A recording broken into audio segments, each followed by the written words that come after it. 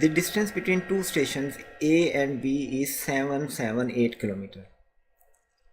A train covers the journey from A to B at 48 km per hour and return back to A with a uniform speed of 56 km per hour.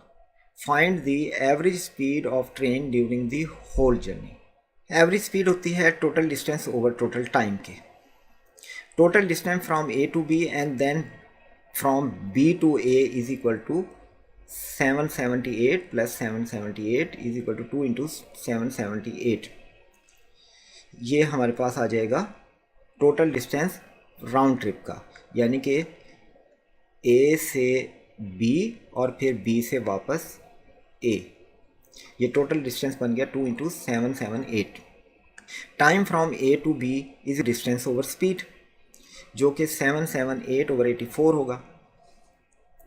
और इसी तरह से time for b to a 778 over 56 distance over speed, क्योंकि speed इसकी दी गई है पहले की ए टू बी की स्पीड थी 84 और बी टू ए की 56.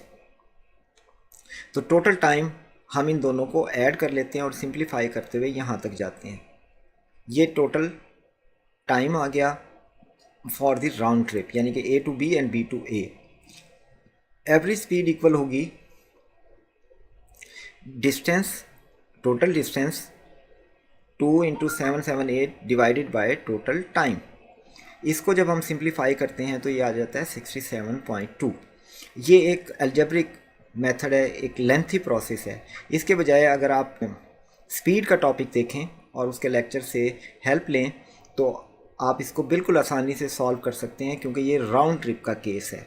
इसमें इसकी भी हमें ज़रूरत नहीं होगी कि डिस्टेंस कितना है, क्योंकि average speed for round trip, अगर हम ए से बी पर जाते हैं और बी से वापस ए पर आते हैं तो ये राउंड ट्रिप होता है. तो जाते हुए इसकी स्पीड है 84 और वापस आते हुए 56. तो एवरेज स्पीड हम मालूम कर सकते हैं. Average speed for round trip is equal to 2s1 speed 1 speed 2 over speed 1 plus speed 2. ये हो जाएगा 2 इंटू स्पीड 1 इज 84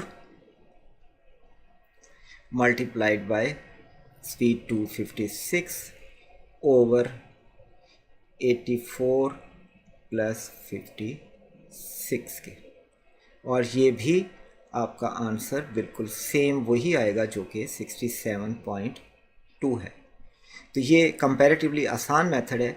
इसमें दोनों स्पीड की मल्टीप्लिकेशन को डबल कर लें, यानी कि double of speed 1 into speed 2 और सम ऑफ स्पीड से डिवाइड कर दें तो राउंड ट्रिप की एवरेज स्पीड आ जाएगी. और इसमें डिस्टेंस का कोई रोल नहीं होता इस रिलेशनशिप के लिए.